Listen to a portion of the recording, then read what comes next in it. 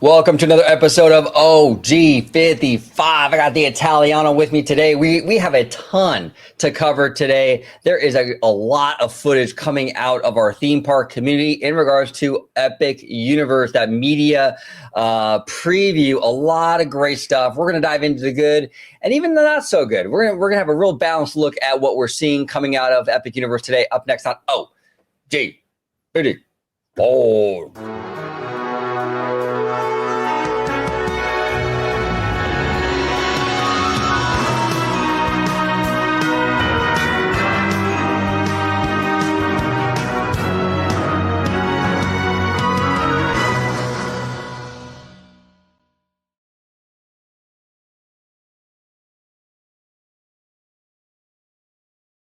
Welcome aboard, everybody, to this epic edition of OG55. I got the Italiano with me today. We are breaking down a lot of Epic Universe. We have a lot of fantastic content creators that we will be showcasing here today to show you all this amazing footage. Before we get started, though, George, where can they find you on social media, sir?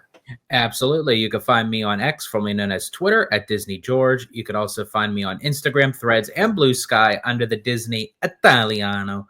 And of course, you can find me right here on my home base on Orange Grove 55 with Citrus Corner, with all that sweet, juicy, but sometimes sticky Disney news and info. And you could also check out my new YouTube channel, Citrico Central, sister channel to Orange Grove 55. There he is. All right. So I want to make a little disclaimer here.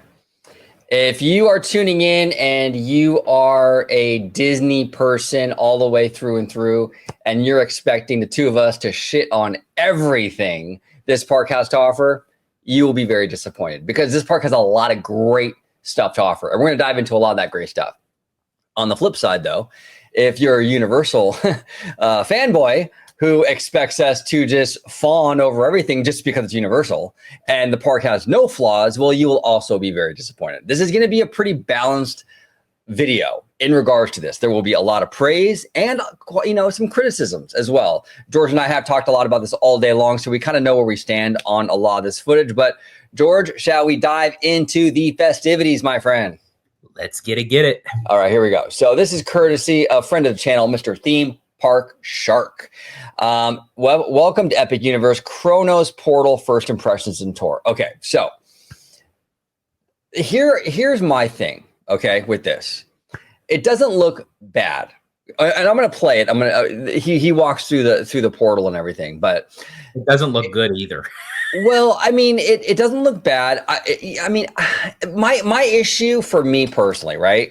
A couple things. And this is just me being I'm kind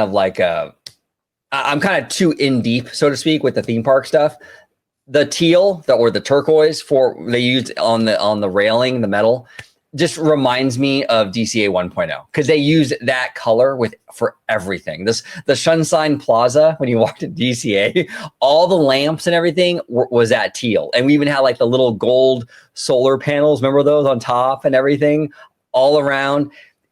It just, or the reflective things or whatever. I don't know what all that stuff was. But anyway, it was turquoise and gold. It just reminds me, as a Californian, someone who's grown up at Disneyland Resort, very much of DCA 1.0 with the color scheme. Okay. That's my main issue. And number two, my other issue is I think Islands of Adventure has a much stronger entrance. I like that kind of, here the adventure begins with that kind of exotic, marketplace entrance. It kind of has Adventureland vibes. Personally, this is just my personal preference. I prefer that style of entrance over this one. Okay. Now, like I said, I don't think it's ugly. I think it looks decent. Okay. And I've said that all along. I think it looks decent. We're going to dive into more once we get beyond the portal, but that's kind of where I stand with it. I prefer the Iowa entrance. Not a fan of the color scheme. That's kind of where I stand with it. What say you, George? So for me, I do agree with you. I think the color scheme is a little bit off-putting. It does give off that DCA 1.0 kind of palette vibes, if you will. For me, and I'm for sure, as I said, I may even eat a lot of these words when I go down and experience it myself and see it in person, but as of right now, I'm just going to go by of visually what I am looking of what is presented to us. And for me, when when you call a theme park Epic Universe, you want, and especially a brand new theme park that hasn't been in the Orlando area in over 2 decades. I would have expected something a little bit more that is like it catches your eye to say, oh my gosh, okay, this definitely seems epic. Now, again, I'm not saying that the Chronos is bad. I like the No, idea, but it's just like, even like, I don't know, just something about like the entrance point. It just seems, I don't know, it's just a little bit off-putting to me. I can't really put my finger on it. Now, again, as I said, does it really matter at the end of the day? It usually goes by what's inside, not of course. necessarily outside. But I wanted something a little bit more hyped up that, you know, again, now will it give me that feeling when I get down there in person? It very well may. But right now, it's just kind of meh for me right now, especially, and we'll get into it more. Even so, when you go through the Chronos and like on the other side. Yeah, and I want to make it kind of clear because we're starting off, we're hitting the ground running, kind of negative. I get that, but there is a lot. I want to let everyone at home know there is a lot in this park that we're going to fawn over. That is arguably even better than what Disney does. It's just in terms of this entrance and even some elements of Celestial Park. Probably the weaker parts of this park. Once we get past this part, it gets a lot better. It really does. But in my opinion, I think that this is kind of a weaker entrance than something that you see with like Iowa, in my opinion. And if you don't think that, that's fine. I respect that. But just in my, it could be now much more giving to the eye at night, you know, because they they do have that lighting package as well. So this might be something that's a little bit more stronger at night. We'll have to wait and see, because we did end up seeing like an aerial view of like at night when they had the whole lights go beautiful simultaneously. It looked awesome. So when you're down on ground level looking at it, it might be even better. But yeah, just so far, like of what I've seen today, through all the coverage of like the main entrance going into Celestial Park, as you mentioned, OG, that it's just a bit underwhelming for me. But yes, folks, still stick all the way through this video. I guarantee you, as I said, you're going to get mixed of positives and negatives from both of us on an array of different things, because that's just how we are on this channel. We tell it is. We tell the good, the bad, and the ugly with both Universal and Disney. 100%. And we're willing to eat crow. Like when we go to this park, we might walk through this same entrance and go, holy crap, that was amazing. Videos don't do justice. So I want to make it very clear, we are judging purely based on video, and our in-park experience will likely be different. It usually is. So just to be fair. Yeah, all right, so here we go. So I definitely will eat crow nose. You'll eat crow nose. There you go. Let's go inside. Here's what it's like to walk through the Chronos, guys, and be inside Epic Universe. Okay, now just with one little plus side, I do like how they match, you know, where the entranceway is, and you look straight on through and you see the Helios Hotel. That was done really well, especially the distance in between the two of them and how they had to mark it perfectly to get dead center. I will give that as a positive check mark to Universal. Oh, absolutely. Absolutely. I think they lined it up perfect. It's a great way to walk through the portal. Absolutely. I love the portal itself. The design work all along the inside is absolutely gorgeous. Love it.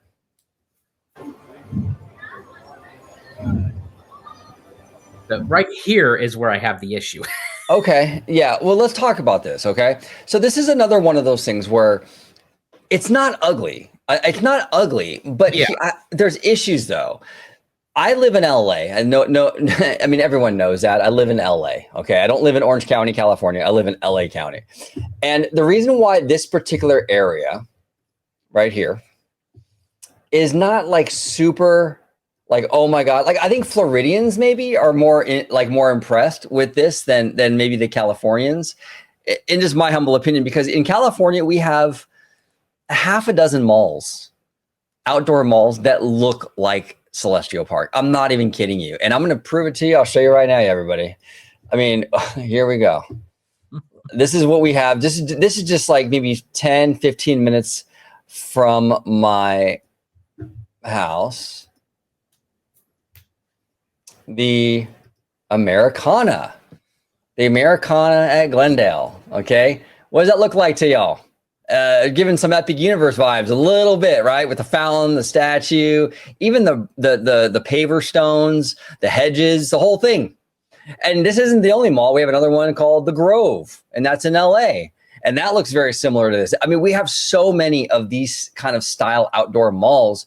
So when I see Celestial Park, I'm not shitting on it. I'm not saying it looks bad. It doesn't look bad. This doesn't look bad either. This looks awesome. But it looks like an outdoor LA mall, a trendy outdoor LA mall. And here's the thing. The fandom gets on Disney all the time for this stuff, don't they? When Epcot opened their new revamped area, it was put down because people thought it looked like an outdoor mall. Well, I mean, so does this, to be fair. And again, it doesn't look bad. It just looks like an LA mall. So I'm a Californian in LA, and I've been to these malls 100 times. So I'm not super like blown away. That's just me. I don't know. What say you, George? I know you're new to California. You haven't been to these places yet, but I mean, am I crazy? Does it look similar or not? No, it does have a lot of even like the color scheme, the architectural kind of setup, if you will, like with the fountains and the statues and the as you had mentioned, the open pavement around it. For me, I expected something a little bit more. Like as soon as you walk in, it's like you get like something like bam, like right in front of you. You see it's just too open to me, like where there's absolutely nothing. Like if someone again were to show me this, I would have said, okay, this must be outside of Epic Universe. I would never think that, okay, this is the grand entrance way into the park and there's nothing really to kind of go on. Now, again, as I said before, it is just the entranceway. Yeah. You know, you still have to go by like what is inside the park, you know, but I'm just giving my personal opinions and critiques of like what it looks like to me. And quite frankly, as I said, we'll get into it more as it goes in depth into Celestial Park. But even as of right now, I don't see, you know, too much coverage as far as like with shade and stuff, you know, because in Orlando, Florida, especially in the summertime, this is just going to be opening for summer 2025. It's going to get really hot. You know, you're going to get those summer months. And for me, it just seems a little bit too opened. And then on top of, again, this has irrelevancy to it, but I'll just mention it. The fact that there's not too many indoor attractions as well when it is raining. So I feel like Universal, you know, hopefully they can kind of find an adjustment there between the weather and temperature of Florida. And this is the thing. We're going to hold, because George and I have been very bullish on Universal lately. I've actually been to Universal Hollywood more times this year than Disney. Okay. I'm not even kidding you. I've been loving me some Universal lately. Okay. I've been going all the time. I love it. I really do love the Universal parks. And I can't wait to go to Orlando one day and check out the parks in Florida. I've only been to Hollywood, but you know, because I think the fans expect like Disney quality at this point, because I think Universal is capable of that. And we're going to see that, dude. Monsters Unchained and Isle of Berk, they crush it with this stuff. They can do so much. But if people are going to get on Disney's ass for what they did with Epcot, you got to hold. Yeah, you got to. Yes, you're right, George. You have to keep the same standard. You can't move the goal. You can't move that goalpost and that standard around, you know, when it accommodates you, right? So it's like when it comes to the shade and the structures and the trees, that's a big complaint with a lot of Disney projects. The California Imagineers don't really understand Florida weather. Well, I'm seeing a lot of open spaces without a whole lot of coverage or you know, so it's kind of the same problems here. Now, again, it doesn't make it a bad park. I think it's going to be a fantastic park, and I can't wait to go to it. But let's be honest. Let's call out the criticisms, and if it was a Disney park, people would absolutely call that out.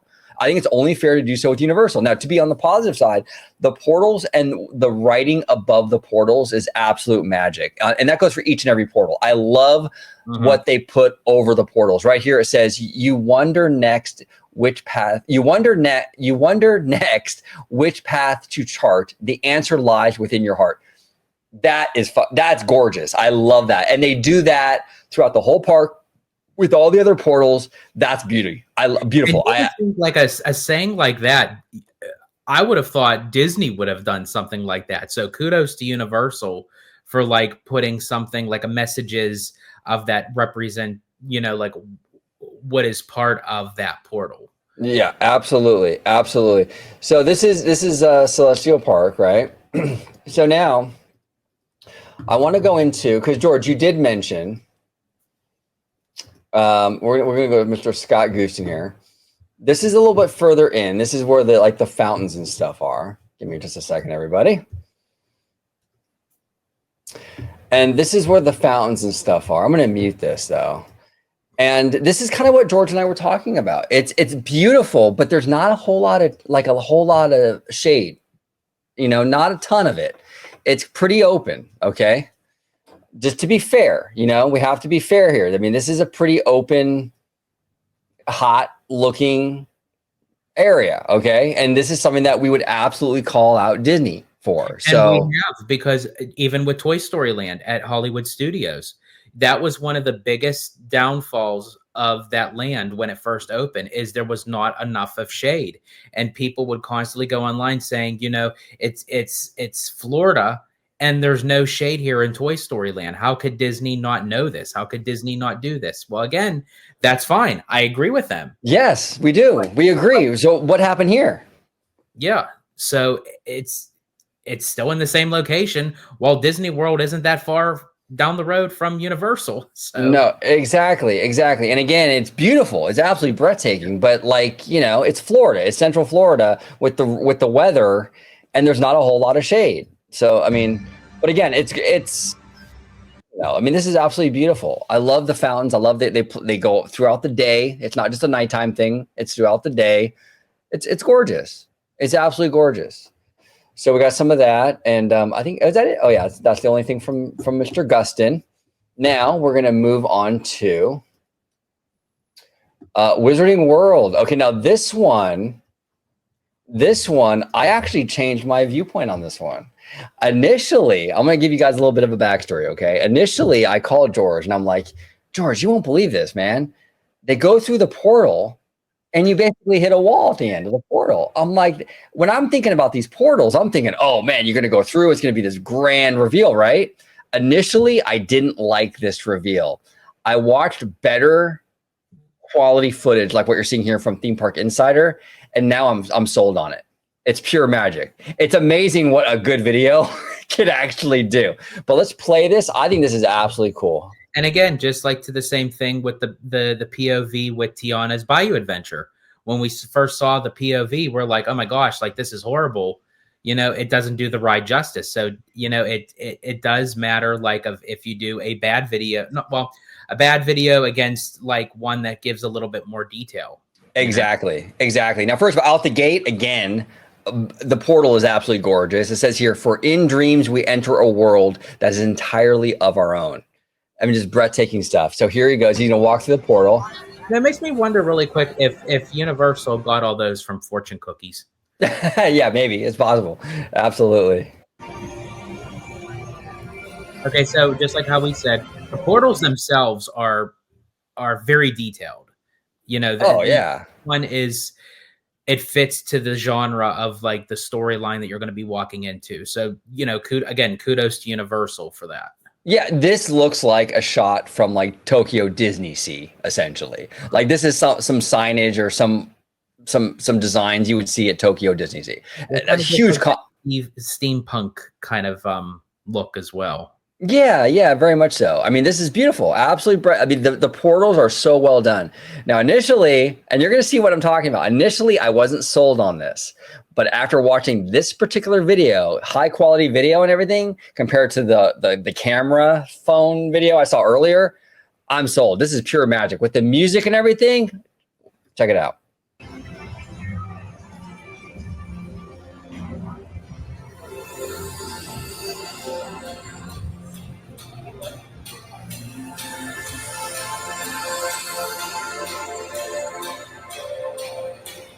I love that. You can hear the clock ticking. It shows you this kind of old school style, like maybe like a newspaper stand kind of vibe or whatever. You got the maps behind it.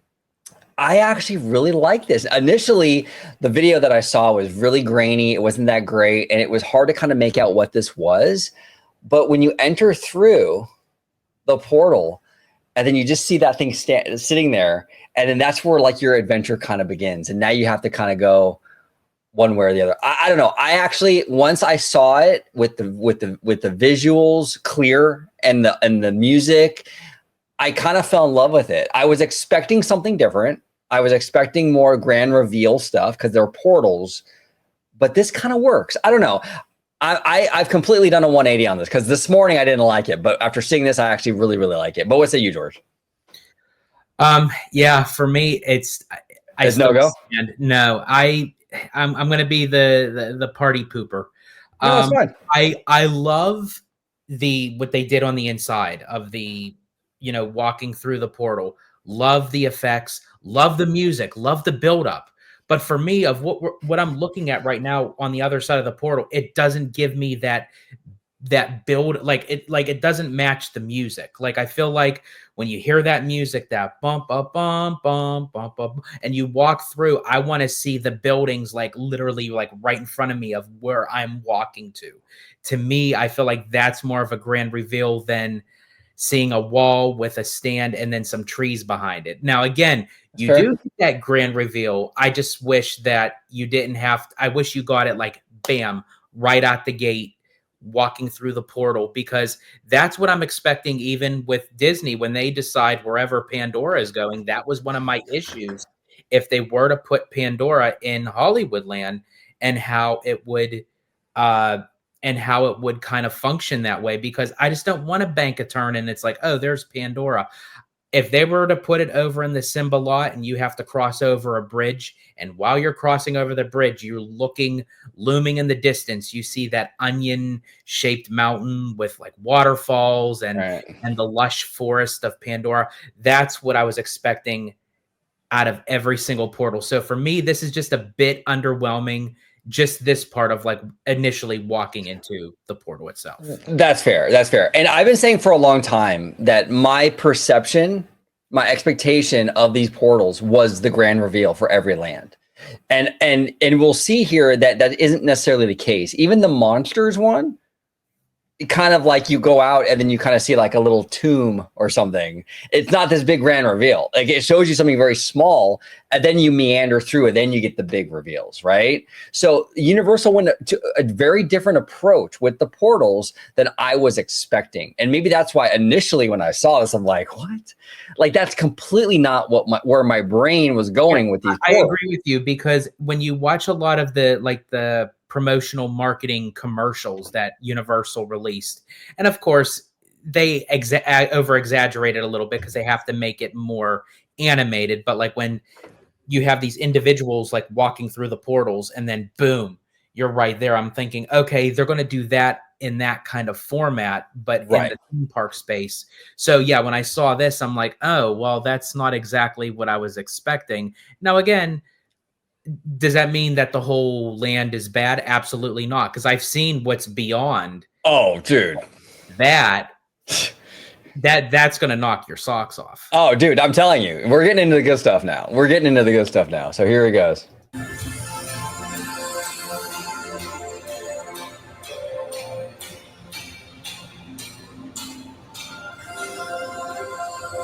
But the music, bro, I'm like getting good. I love the music with the clock ticking, and that music is just hits me. What Universal is the champ when it comes to scores, because it is tied to a lot with John Williams. So like when you have like that kind of level of scoring and music, and you're going to tie it to a theme park. Yeah, I mean, like you can't beat it. Well, you can't. And then Universal isn't shy with the volume either.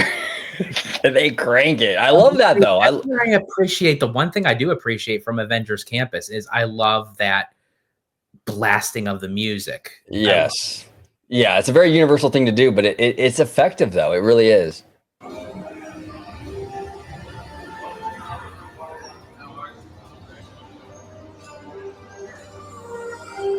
bro.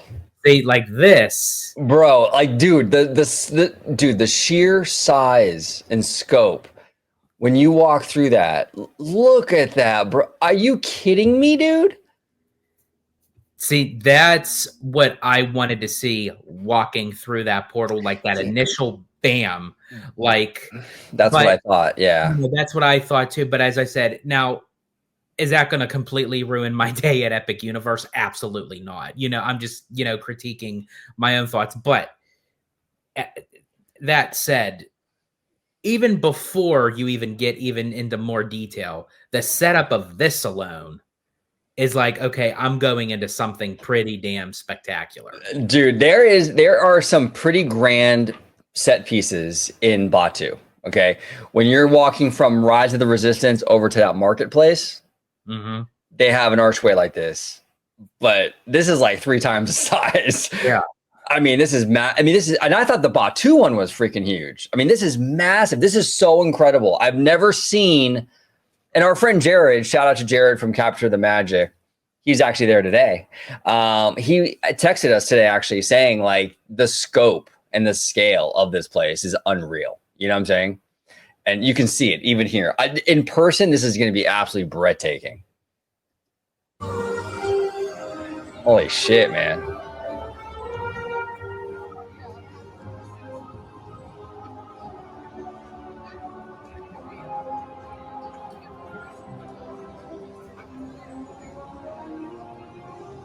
Now, I do have to say, I'm not a huge fan of the Fantastic Beasts movies, which this is where, you kind of go into like the 1920s, Paris, France, kind of thing. I'm not a fan of the movies, but I will say I appreciate Universal for at least, getting the details of the visuals of how it looks in the movie to bring it into the theme park space. Yes, and to be fair to Universal too, that whole franchise kind of fell apart in the middle of the design process for Epic.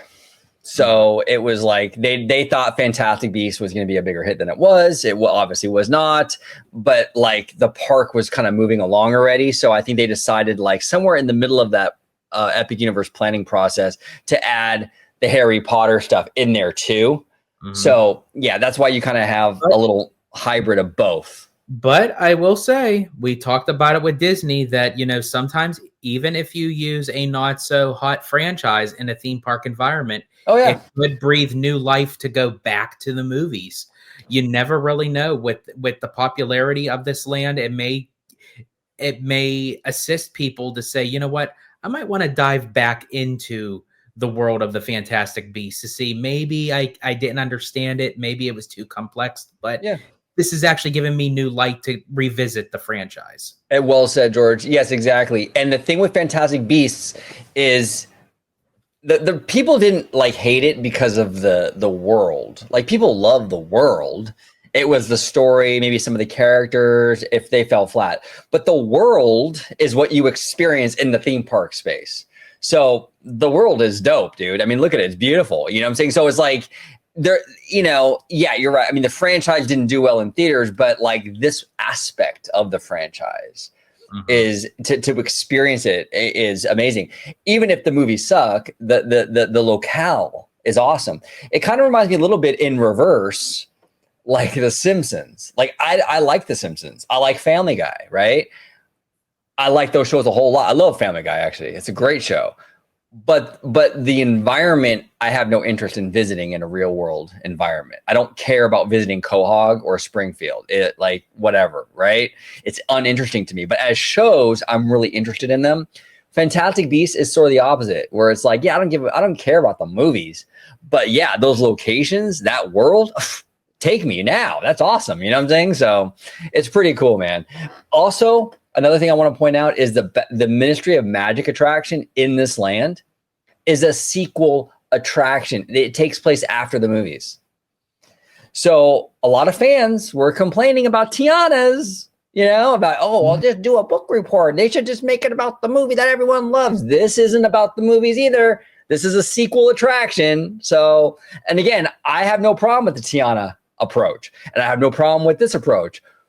But you know what I'm saying? I've only seen complaining for one of them. Yes. so that's you know.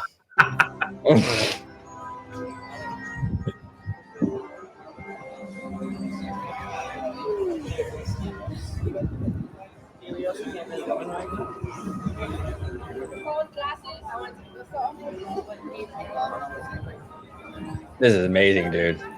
Bro, this is absolutely amazing. Look at this, dude. This is like full scale Paris. It really is. I mean, it's not even Forced perspective. Yeah, it's not forced perspective. I mean, these buildings are massive. Dude, this is incredible. I love it. I absolutely love it. This is what I'm talking about. Once we get past that entry and the Celestial Park, it's fire. This park is absolute fire.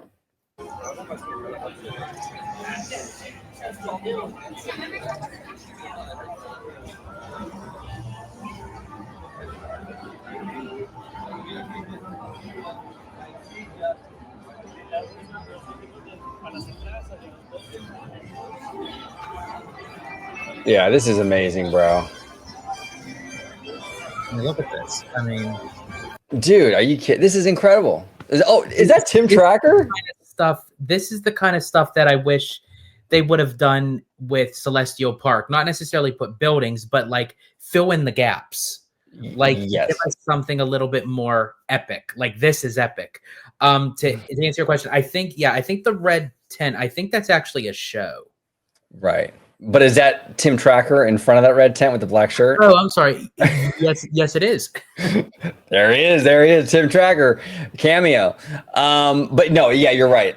That's the thing. Celestial Park, I just feel it kind of falls a little flat. And I like the concept of kind of having this kind of like universe, like in the stars kind of thing, because it kind of plays to the idea of like the Universal logo. You're kind of entering the physical manifestation of the Universal logo, which I think is a clever kind of way to enter a Universal Park. But I just don't think Celestial Park was really executed like at its best. You know what I'm saying? I feel like it's kind of the weakest of all these other areas. But again, like I said, this park, it looks amazing and I'm excited for it. But like we said earlier on the show, I mean, it's not perfect and there are critiques, you know, so. Mm-hmm. But this is not one of them. This looks absolutely amazing.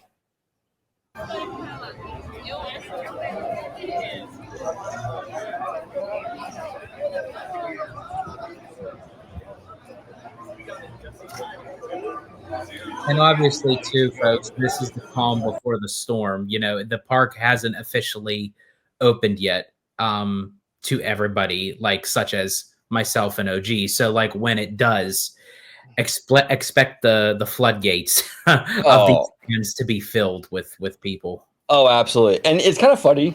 This kind of reminds me of like Universal Studios Hollywood, like the giant set pieces you see like on the tram tour and stuff. Yes.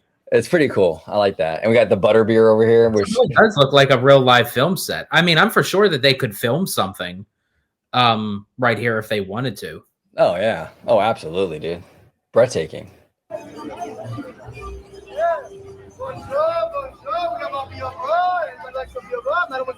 I love the glasses.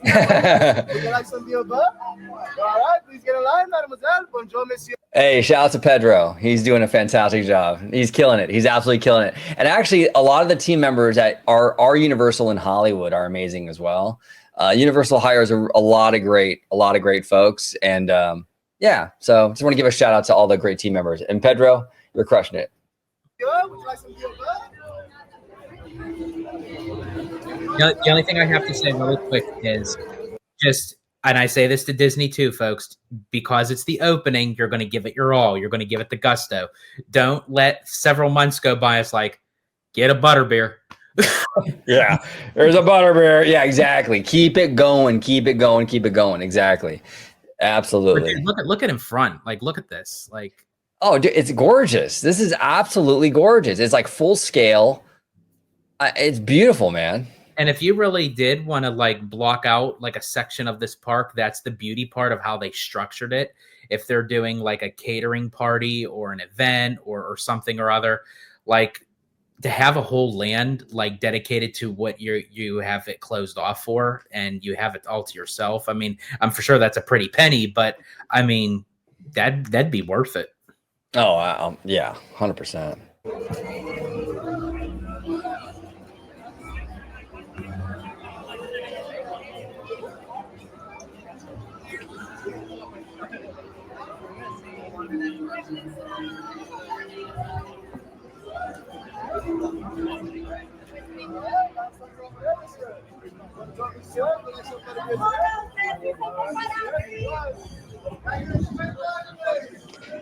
It's crazy to me, the hustle and bustle and everything. I feel like this place has always been here. Yeah. Like, it doesn't even feel like brand new. Like, there's people go like everywhere, and the team members are hey, you want a butterbeer? And it's everything. It looks like this thing has been here forever. It's crazy.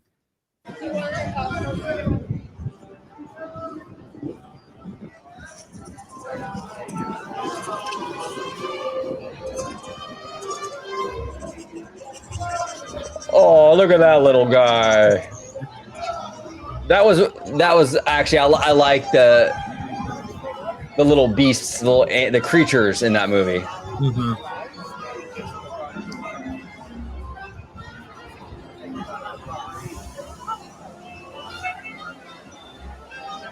The scope of this park, dude, is incredible, man. I can't believe how big everything is. And I love how like it's not just one-sided, so to speak. It's not just like you walk through and you have to keep going straight to see the details. Like you could turn back around towards where you came from, and there's still massive detailed structures behind you that you didn't see while walking in. Exactly.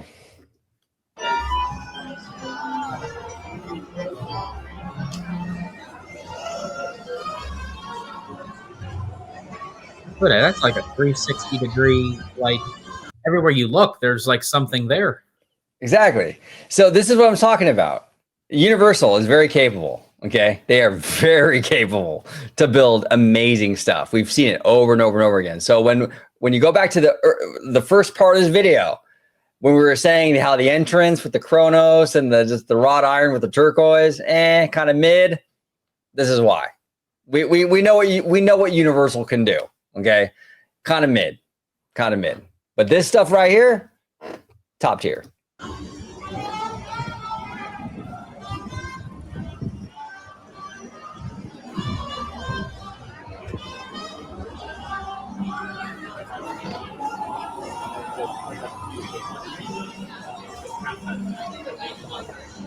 Hold on one sec. I want to see something. So we have some owls up here. You see those? Oh yeah. Don't tell Kendrick. Hi, Monster on the beat, ho. You know, if you know, you know. If you know, you know.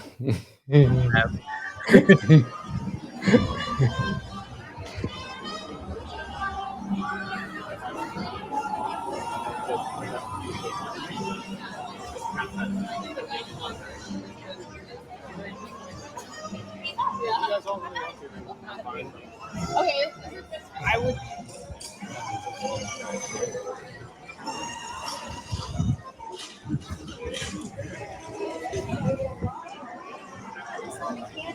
Yeah. Beautiful.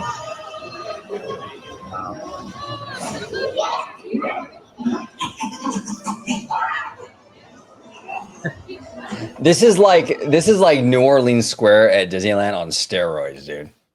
Yeah, because like you have like little back like alleyways and cubby holes that are just filled with details. And I love how they were able to bring, and I will eat crow a little bit now because in the past I said, you know what, I don't know how it will do in this theme park environment, but I actually will admit to the fact I love how they kind of intermix the real world with the wizarding world with this, because technically in the world of Harry Potter and Fantastic Beasts, it was intertwined. Mm-hmm. You know, the wizarding world was in with the Muggleborn, so to speak. You know, it showed London. You know, there was a lot of like real life places that you could actually go in World, but it was intertwined with the the magical wizarding world of Hogwarts. Right. Absolutely. I love the architecture. I love how like it's very magical. You can see here the building seems like kind of off and like, you know, crooked and stuff. That's the kind of stuff I love to see. It just adds some like whimsy, you know? Mm-hmm.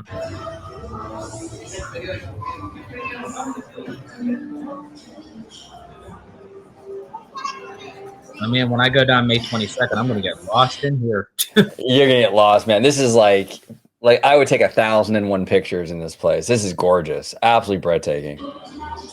Which actually, this is going to be the land I'm first going to go to because my planning has changed because I was going to go to Dark Universe first, but since Abby and I got the Express Pass, Monsters Unchained is added to the Express Pass, but the battle at the Ministry of Magic is not. So Okay. I've decided that it's probably best that we start in Harry Potter first, kind of get in the regular standby line for that, because as the day goes on, I feel like the line is just going to get much longer where we could end up making up time using our Express Pass for the other attractions. Absolutely. Absolutely. Now we're going to pivot to Harry Potter and the battle at the Ministry full queue walkthrough. So this is just the queue to this attraction. So team member Kyle is going to take us on the tour. Here we go.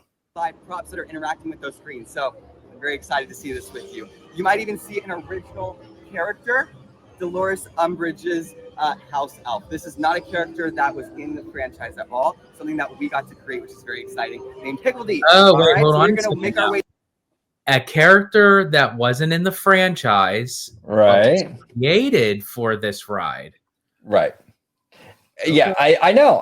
A lot of fans have complained when Disney does stuff like that. We've seen the complaints about sequel attractions, whether it be Tiana's or whatever. It's like, this is the reality, folks. Okay. Theme parks now are an extension of this storytelling of these franchises, and Universal included now is utilizing the theme parks to tell new stories of existing franchises, and they should. It's a great way to continue these stories on. So they did it with Tiana's, they're doing it with Harry Potter, and it's awesome. You know what I'm saying? But of course, we only hear complaints when Disney does it for some reason, but I like it when they do this, though. I like this stuff. It doesn't bother me at all. Yeah, exactly. Through the Metro Flu system, and we are going to walk the queue together. Okay, this beautiful creation that we have made. Welcome to the Ministry of Magic. Right this way, everyone. Higgledy. Higgledy. All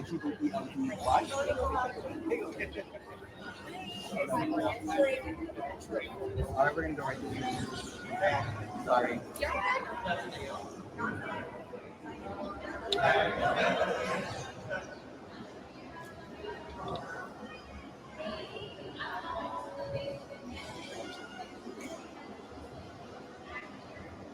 Gorgeous interior. Mm-hmm. And again, nothing too overly done, but that's what the theme is supposed to be. You're starting off, in, the Muggle world, so to speak, and then you're going to use like the Metro Flu to go into the Ministry of Magic. But the architecture on this is stunning. Absolutely. Is that another owl I see? Hi, Monster on the beat, ho.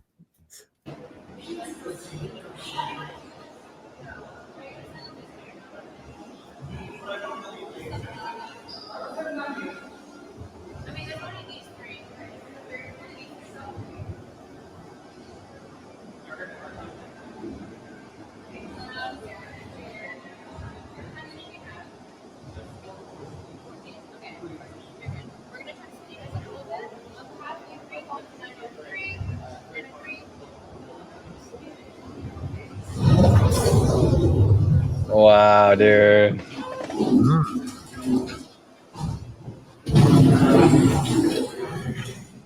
Okay, that's cool. That's dope, dude. And look at this, man. Look at the inside of this queue. This is insane. Ooh. I can't wait to see that in person. Like right there. See, now that's what you call one hell of an entrance. Bro, you want to talk reveals? That's a freaking reveal. My God. You got and I love what they did with the sky. That's kind of like a throwback to Pirates of the Caribbean. Because at Disneyland, I don't know how they. Well, in Florida, they probably do the same thing. But I know out here in Disneyland, they project the clouds onto the ceiling, so it looks like a real nighttime sky and everything. They did that here. That's fantastic. Love the green emerald kind of tile work. Just the sheer scale and scope of it is massive. This is basically their Rise of the Resistance. When you get into the when you get off the ship and then you see all the stormtroopers lined up. Yes. This is that moment. You know what I'm saying? For this attraction. It's absolutely breathtaking. And for all you non-Potter nerds out there, in the Harry Potter franchise, in Harry Potter and the Order of the Phoenix, this is where Dumbledore and Voldemort battle it out closer to the end of the film. There he is. Spoken like a true 90s kid, George.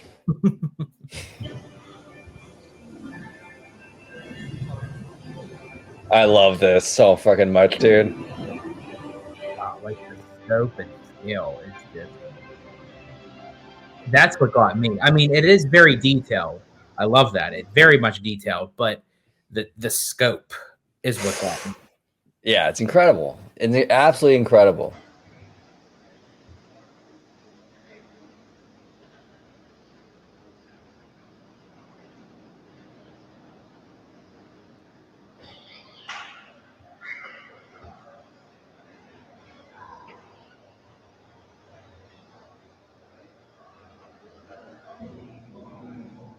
And I love how they get the actors to reprise their roles. Yes. Yeah, that's very important.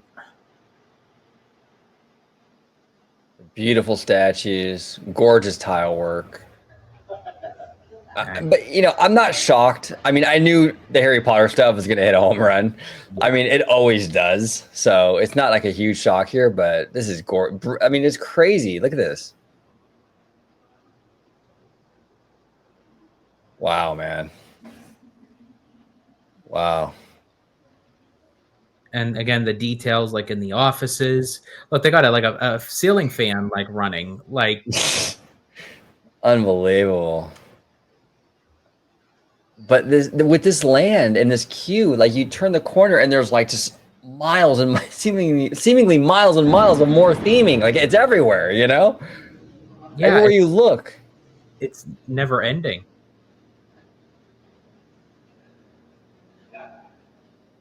Speaking of which, folks, I have me saying never ending. They want to add an IP franchise to Epic Universe that goes all the way back into the 80s. I don't know if you ever heard of a little movie franchise called The Never Ending Story.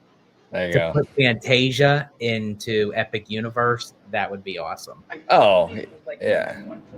Their acting up. Just had to throw that in there. Oh, I know, absolutely. Let me go ahead and fast forward a little bit here because I think we're just kind of going through some switchbacks. Let's go ahead and see what else we got here. Cool use of screens, by the way. Mm-hmm.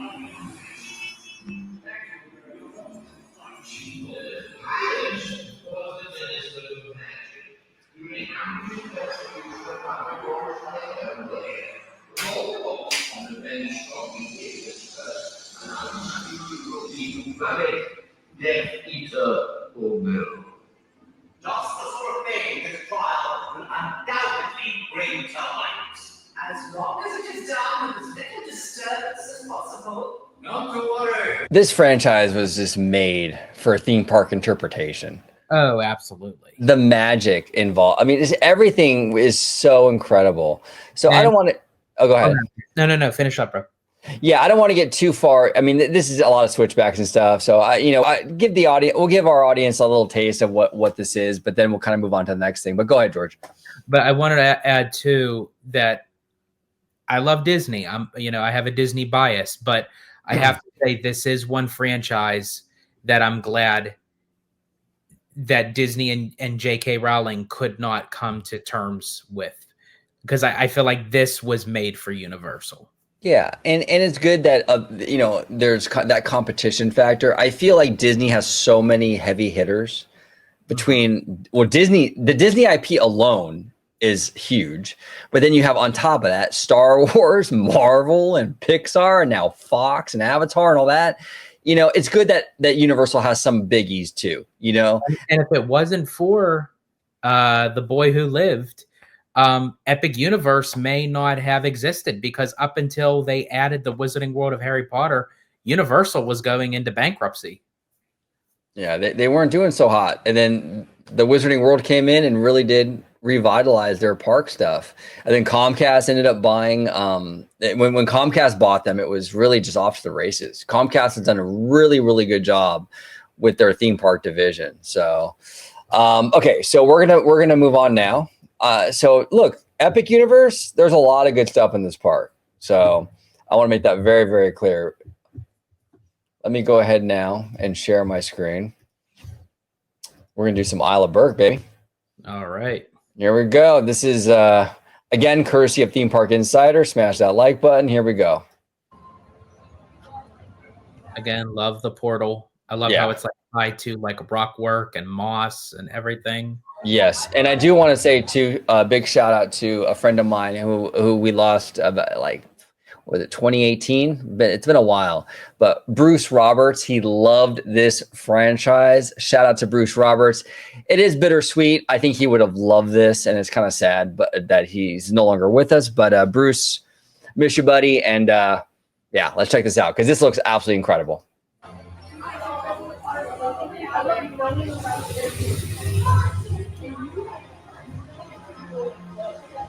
See, now this is the reveals I was expecting. This is the reveal that I wanted to see, like all of the lands do. When you go out, you see the landmarks and the crazy, and it's big, right? And it's like, wow, oh my gosh, this is crazy. That's what I was expecting with all these areas, and we kind of only get that with this one, I feel.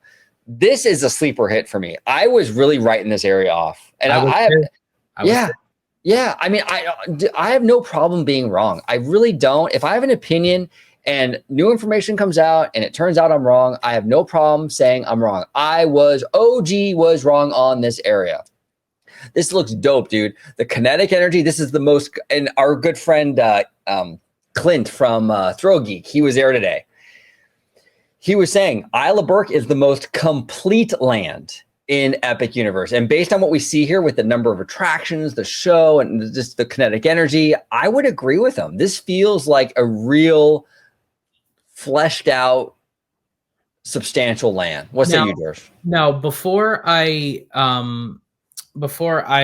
quick to judge it, can you go back a little bit? I just want to confirm something. Maybe if I missed it wrong. Right when he's turning into, okay, right here, actually, you got it perfect. Is that the Stardust Racer? It is. Okay, see. Are you going to be a sightline schmuck? Are you going to be? Actually, I'm channeling my inner OG here. If I have to give one ding to Isle of Berk, that kind of throws me out to the fact of, because I want to be engulfed and immersed of just the Isle of Berk. And that kind of takes me out a little bit when you're already through the portal and you're seeing beyond back to Celestial Park where the Stardust Racer is. Yes, I would agree with you. And I'm a stickler for sightlines. Our buddy Theme Park Wizard is gonna give me all kinds of shit for this. I know he is, but I am, and I'm a stickler for sightlines, and you can see a lot of that from this land. You know, it's not a little bit. It's pretty much, I feel you, George. I feel you on that one. But to the scope of the land itself, absolutely. You said it perfectly when you called it a sleeper hit, because that's exactly what it is.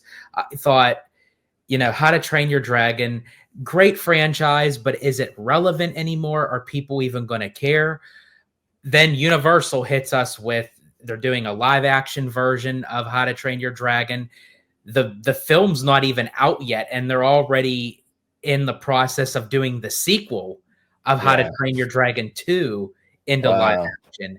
Now they have this where it's like you're being surrounded and engulfed in the world of dragons. And I as I said, I'll call it where credit is due. I will eat my words. This actually is a very impressive land.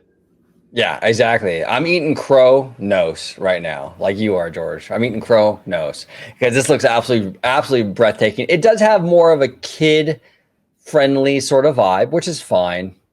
I actually this thing right here, dude, this spinny thing in the air. I don't know what they call this. I'm not like a big coaster guy.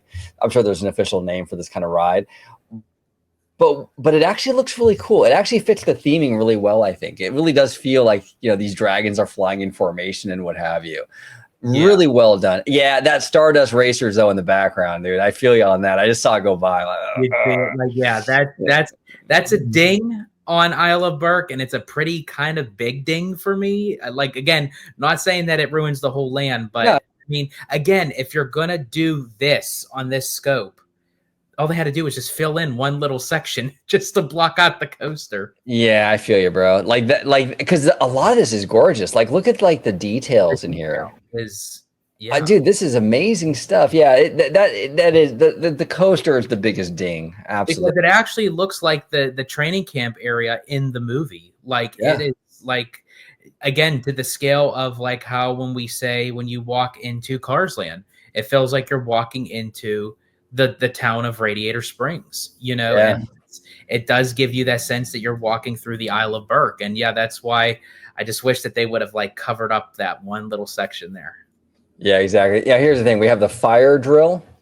So I just can't wait. I cannot wait for Mondo from Five Fires to ride the fire drill and give it 5 fires. Yes. I just can't wait for that. Shout out to Mondo, by the way. A friend of the channel, West Coast content creator. We love Mondo and Danny. Shout out to them. Go show them some love over there at Five Fires. All right, so we're checking this out. Yeah, this land does have, again, I'm gonna be Oh my God, I'm being really that guy. The sightline guy. This building here. I didn't really see these issues with a lot of the other lands, but this one I am seeing some. And again, the normies aren't going to care. The normies are not like theme park nerds like we are. They're going to look at that. They probably won't even care. But we're nerds. We do this. We love this stuff. It's stuff that the nerdies are going to notice, but the family doesn't even give a shit. And to be fair, folks, again, we're not doing this because it's Universal. We say it by Disney too. When you're in line for Mater's Junkyard Jamboree over at Cars Land, you can see Spider-Man like talking in the distance, ready to do his flying jump. And one of the biggest ones, I know OG has some thoughts on it, is with the Pixar Pier, where you can see out, to the Anaheim Convention Center behind the Incredicoaster and all that. So we're not just saying it because it's Universal. It's just that's how we are with any of these immersive theme park environments. Yeah, absolutely. And Universal has stepped their game up, so they're going to be held to a higher standard. I mean, look, we just saw what they can do with this Harry Potter stuff. Did you see that Ministry of Magic attraction? That just the freaking queue. Mm-hmm. So when you see sightline stuff like this, come on, it's fair to call it out. I think it's completely fair to call it out because we know they can. We know they can do better. We know they can. So we're not crapping on Universal. We just saw it like just now. We just saw it. So, and Disney is the same way. Like Cosmic Rewind, that giant show building that they, the big box and all that. So it happens on both of these companies. So, yeah, this looks pretty cool. Cool little boat ride. Like, to me, because since I've been to IOA, this feels like an up-to-date rendition of how IOA has Toon Lagoon, so to speak. Right. Geared like towards for families. It's very bright colors. It has a lot of it has like the water attractions and stuff like that. So this gives me the vibe like for Epic Universe. This is their up-to-date rendition of like how Toon Lagoon was for IOA. 100%. Love the fallen tree, the dragon carvings in the inside. That's really cool. A lot of great stuff here. It's a cool little land, man. Very, very cool. Yeah, this is gonna be a hit with the kiddos for sure, though. Yeah. So actually, speaking of that, we're gonna actually pivot now to Theme Park Shark. And again, I will be linking all these fantastic content creators in the description. Give me 1 second here. This is meeting Toothless and Hiccup in Epic Universe. I'm telling you, if there's one thing that I will do in Isle of Berk, I honestly don't even have to ride any of the rides. But 2 things that I will be wanting to do is seeing the dragon show. I definitely want to see that. And actually, I will wait in line to meet Toothless for Oh sure. yeah. Oh, absolutely. How could you not love this guy? I mean, it looks like my dog, almost exactly. I love Toothless. No, this is fantastic. This is a great meet and greet, great for the kiddos. I think, you know, this is gonna be a huge hit, man. Yeah. Huge hit. And big shout out to Theme Park Shark, friend of the channel. He actually reached out to me when I first started OG55. He said, "Hey, bro, you want to be part of my New Year's Eve celebration video?" And I was like brand new starting. I was only like a year into OG55. It was like pre-Italiano, and you know, and he reached out, man, and I said, "Yeah, I'd love to do it." So he, you know, for like being such a small creator at that time, and the fact that he reached out like that, it meant a lot, and it stuck with me, you know. So big shout out to Mr. Shark, absolutely. All right, so we got that. Now we're going into the dark universe. We're going into the dark universe. George, you want to do an ex-wife joke so I can start the counter? You know what? You read my mind. It was like when you said we're going into the dark universe, and literally I was going to say, dude, I just got out of that out of 10 years. There we go. We got it. We'll start the counter.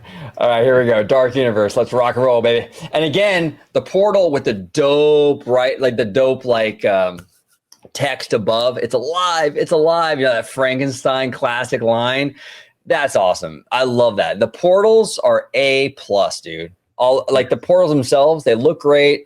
The text on top is like the perfect text based on what the franchise is. They really hit a home run with that. And again, I think that's why, kind of going all the way back to the Chronos, is that's why it felt underwhelming to me, because of how exquisitely detailed these portals are. Right. I wanted something like shebang, like going into the theme park to be able to go through these portals.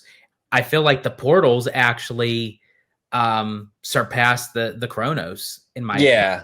Like for the entrance for a park like Epic Universe, I want like mythos level theming, like just freaking like just home run, like 11 out of 10, you know?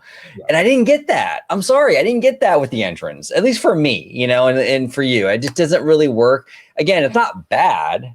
It's just when the rest of the park is like just, you know, on all cylinders, the entrance is sort of very mid, you know. So, but here,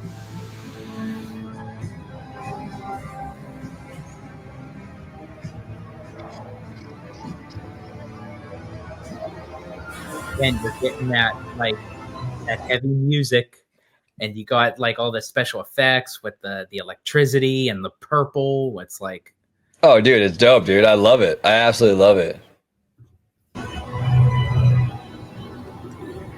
But see, this is what I was talking about, though. Universal switched it up so much with these portals.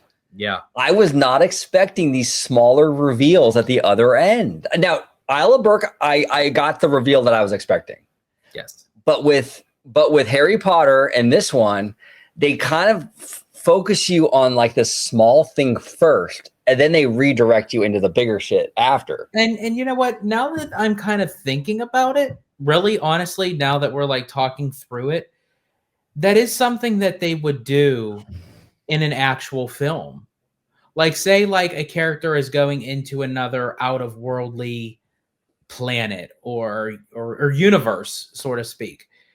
When they first arrive there, they don't get a big grand reveal. They kind of wake up and they're like, where am I? What is this place? Right. You start like creaking and like going up, and then it's like, oh my gosh, like what is this? So I can see it's like a build-up kind of thing. I could see that's where Universal was going.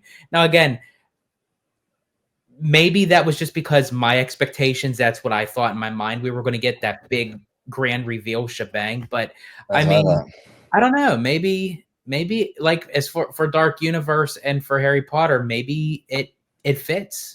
Yeah, I mean, it's just, I think it's not bad. It's just, I feel like it's a lot different than what we were expecting. And the Harry Potter one grew on me a lot more. The more I saw footage of it from like clear video and stuff, the more I liked it, you know? So I haven't seen enough of this one. I've only seen this one once, but It's not bad. It's just that I feel like my brain was like expecting something totally different. And then when they switch it up like that, you know, I was like, okay, this is not what I was expecting. So it kind of throws you off a little bit.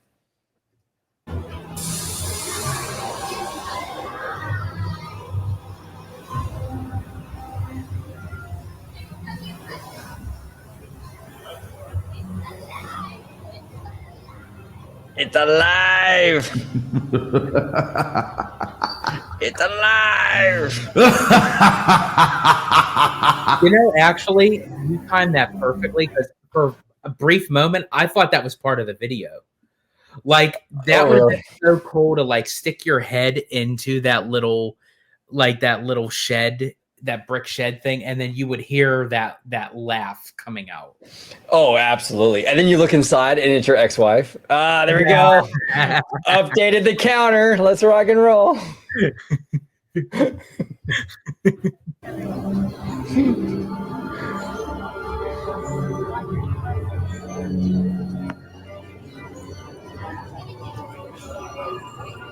Wow, man. See, this is the vibe that we want for Villains Land, Disney. Yes. This creepy, like, just like creep, you know. Dark, goth, you know, I like that kind of, that gritty.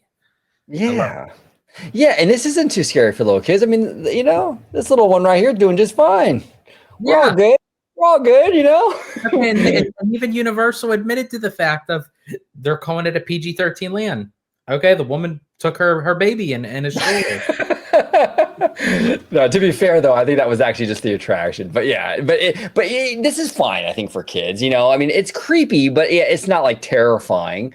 And then once you get into the attraction, then you can get into the fun stuff, like the crazier stuff. You know. But Disney needs to go this route with Villains Land. Do not sugarcoat that stuff, Disney. I'm telling you, do not sugarcoat that stuff. My big fear with Villains Land too are the villains' costumes. Yeah, the current villains' costumes. Like, can you imagine? Like this is the backdrop. This is Villains Land, and then you have Hades walking in with his hair and stuff. It just doesn't really work. You know what I'm saying? Yeah.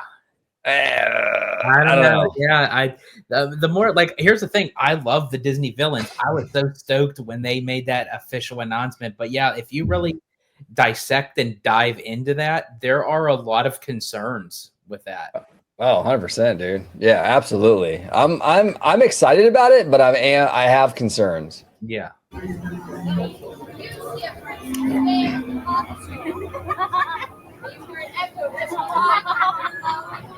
And you can tell, this is interesting. You can tell Universal has really learned from their experience working with J.K. Rowling with Harry Potter. You see a lot of that kind of, excuse me, they kind of borrowed, I think, from their experience from Wizarding World into this, and it works. You know what I'm saying? But they're learning as they go, and man, it paid off.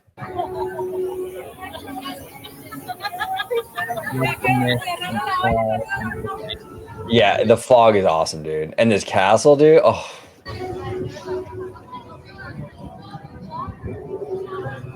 And there's a lot of rain and a lot of lightning and thunder in Florida.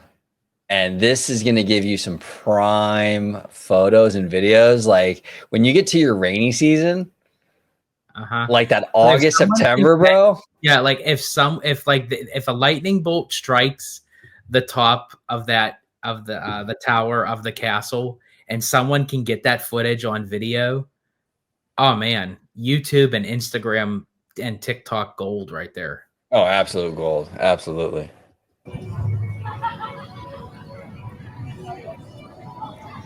This is beautiful. Well done, Universal. Well done.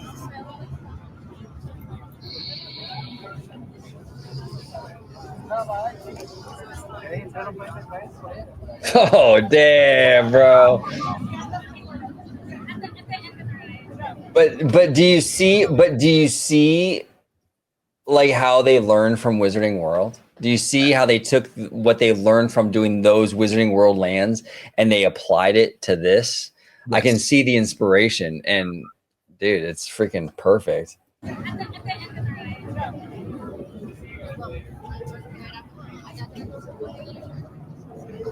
Not a fan of that. Okay, So you I'm know, gonna ask you, what is that?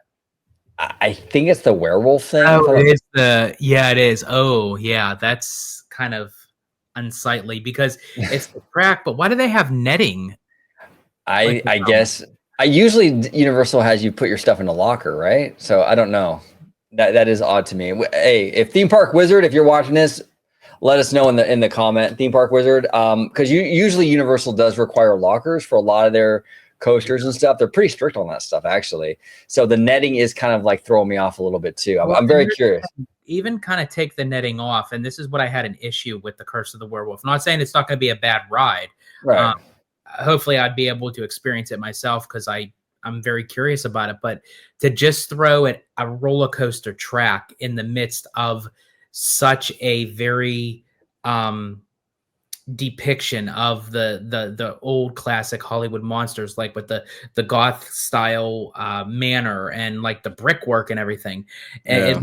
it looks awesome. But then to throw a roller coaster track in the middle of it, and that's another thing that concerns me with Villains Land, because they did say that one of the e-ticket attractions is going to be a roller coaster. So, Right. and it looked like it was kind of outdoors. They were going to have like spiky thorns around it, but again, when you're having an immersive land and you have a roller coaster track going in and out through it, it takes you out of that immersiveness. Yeah, you got to handle it really, really well, and otherwise it's kind of jarring, you know. So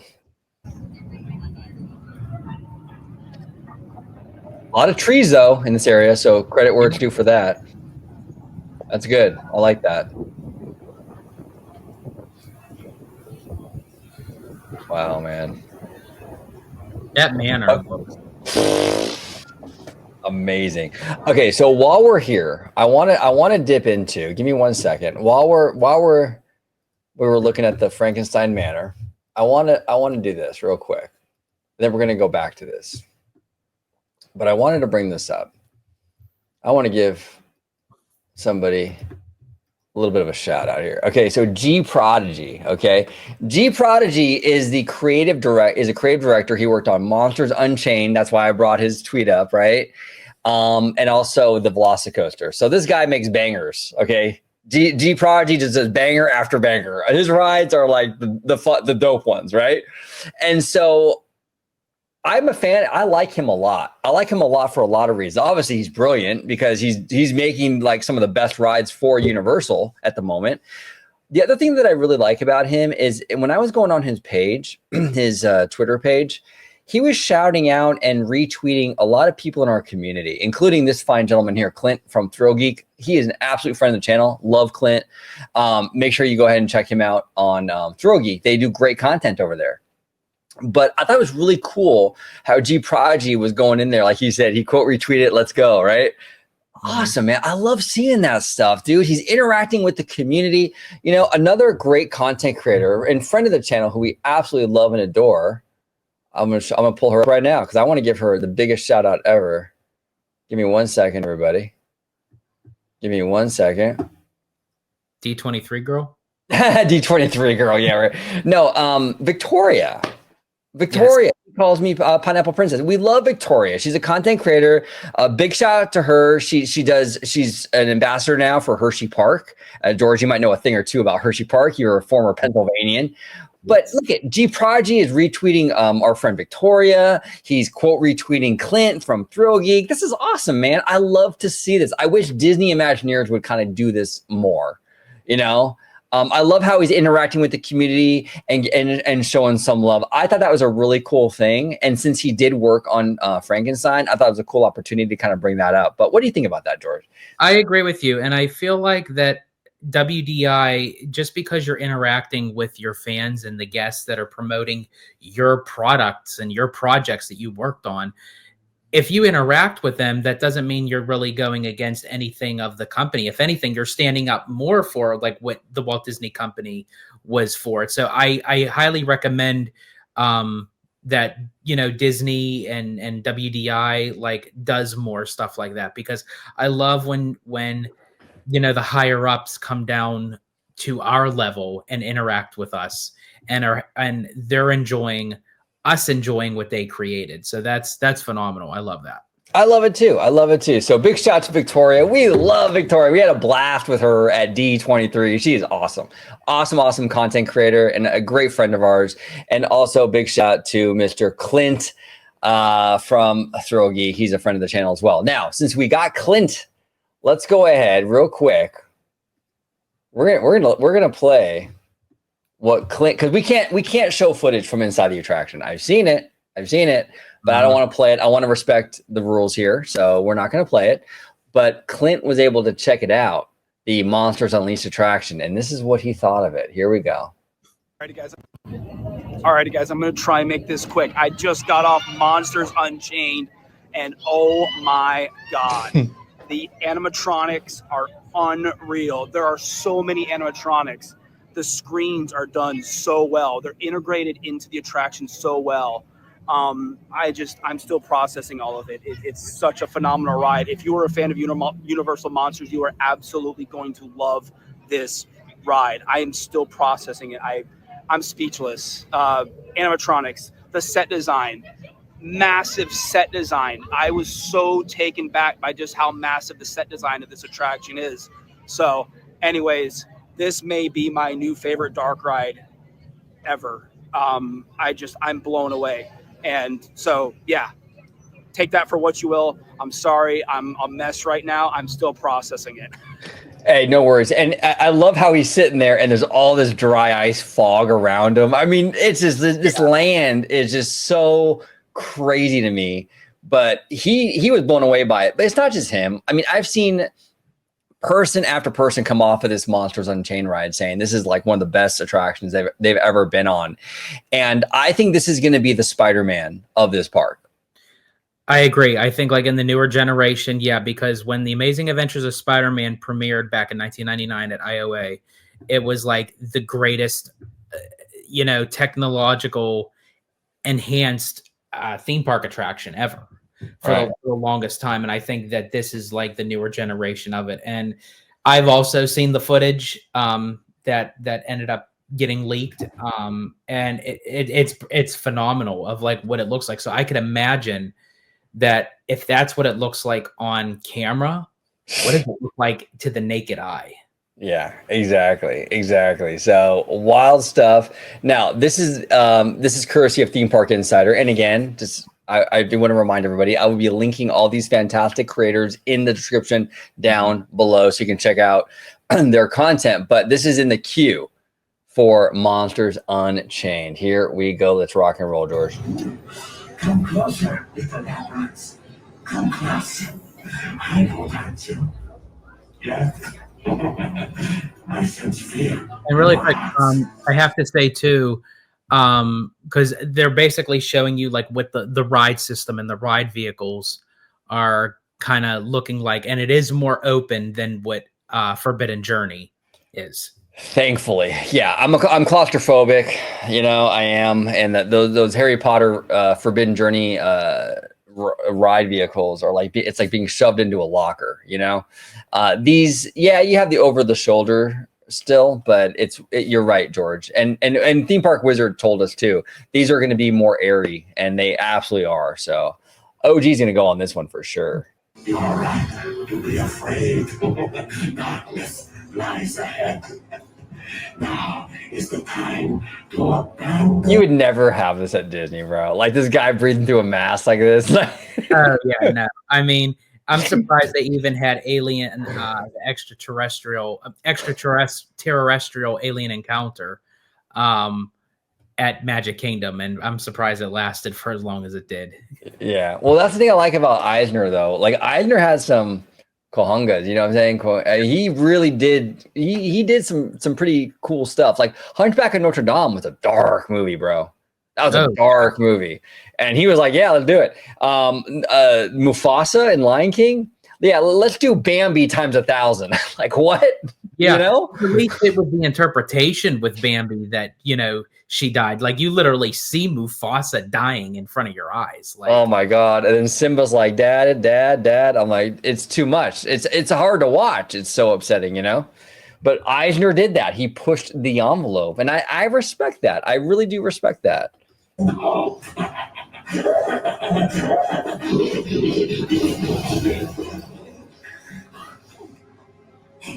I am Igor. My job is to get you through this experiment in one piece. But Igor, I hear you say, where's the fun in that? I agree. You delightful freak. Sadly, this is not that kind of experiment. Look closely. This is a catacombs navigation unit. All you little labrats and your little labrat friends get to ride one. You sit, Igor steers, nothing goes wrong. Yes? Uh-oh. Don't look at that. This is just the emergency function. Well, according to plan. Igor, you're honoring guests. Send them in. I'm ready for them. Yes, doctor. Wow, dude. Now, really quick, I think Yeah.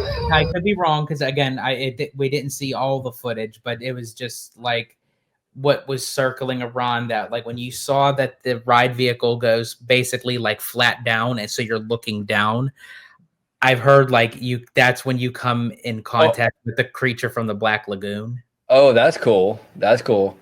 Yeah, that's cool. I mean, that's crazy, bro. Like, yeah, that and see, this is what is frustrating with the Kuka arm thing at Avengers Campus. Because see how Universal is using that same technology in creative ways to tell cool stories in a themed environment. And here comes Disney with the Kuka arm is the theme. No, dude.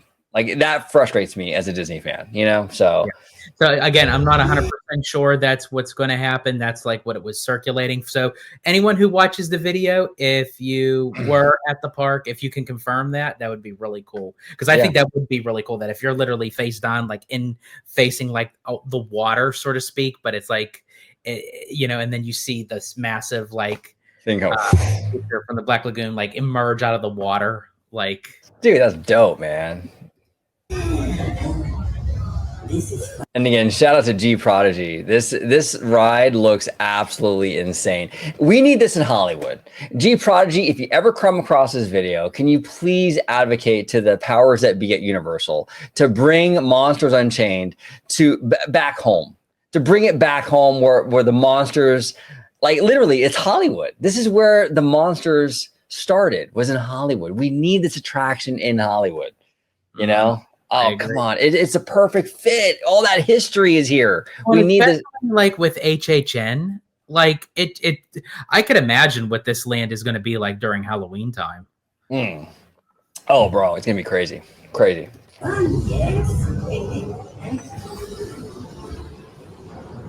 Friends, welcome. Please come in. Is that everyone? More. Excellent. I am Dr. Victoria Frankenstein.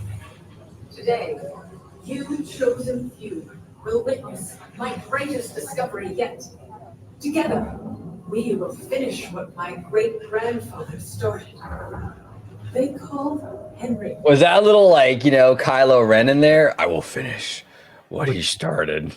Yeah. Woo! Bold, Universal, real bold. A monster. They were afraid of what he had done. But you will see. There's nothing to fear. Show them. What's that there? Lower the lights. Oh my God, dude. Now. These people are friends. See? There's nothing to be afraid of. He is amazing. I'm glad my ex-mother-in-law found work. What'd you say? I said I'm glad my ex-mother-in-law found work. Oh yeah, that's true. That, you know what? That kind of counts as an ex-wife joke, George. Oh, hold on. We got to update the counter. Here we go. We got 3. Is the key to our most exciting experiment. For years, I have studied and controlled the monsters that prowl the darkness. And only one remains.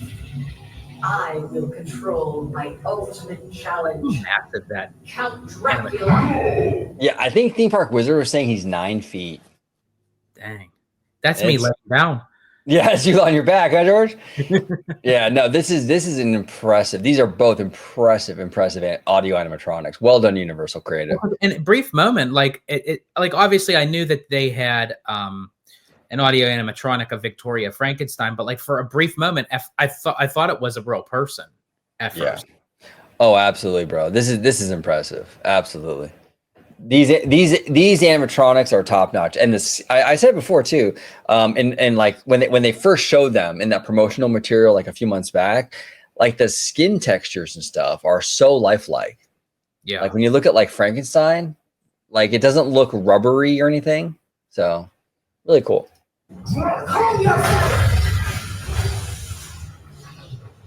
That wasn't us.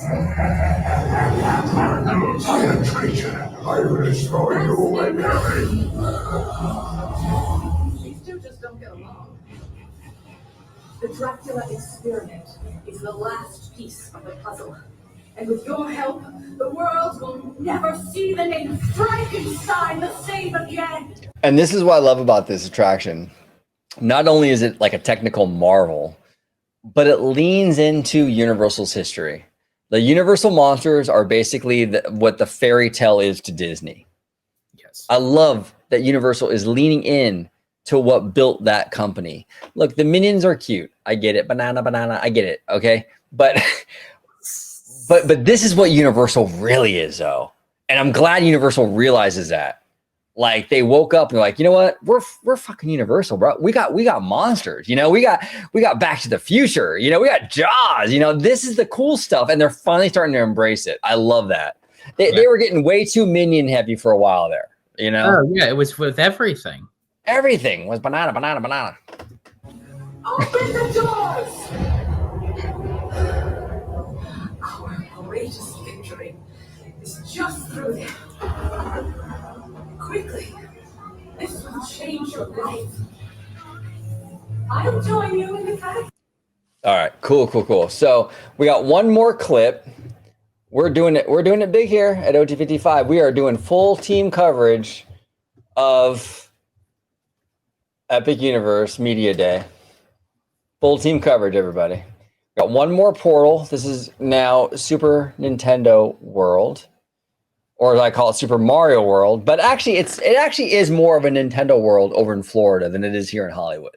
It really is Super Mario World here in Hollywood. But you know what? In Florida, you guys got Donkey Kong, so it is more of an encompassing Nintendo World. And big shout out to Mr. Webba and Mr. Seymour Duck. They are our Nintendo guys here on the channel. Yes. Big shout out to those two gentlemen, those sexy mother effers. Here we go.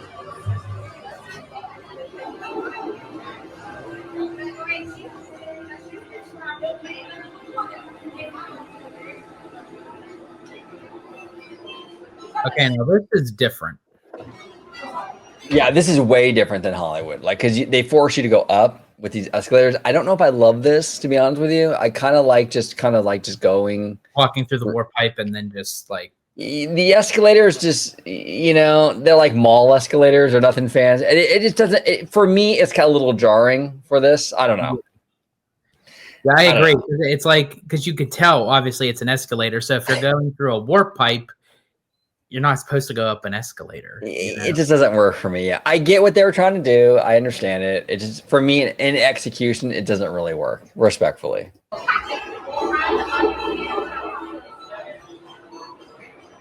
It's okay though. It's not. I mean, I will say at least they have like the details, like you're like shooting off, you know, going up, you know what, like around like the LED screens and everything. Yeah, I like the effects in the tunnel itself and stuff. It's just the escalators are very commonplace looking, yeah. And I don't know if they can even get around that. But I just feel like this doesn't work great. It's okay, but yeah.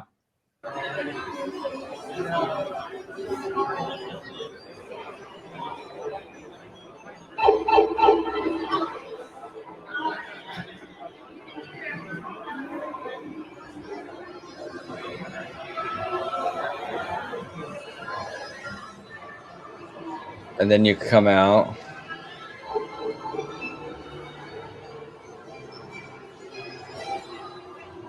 This is how it kind of is in Hollywood. You know, What was that?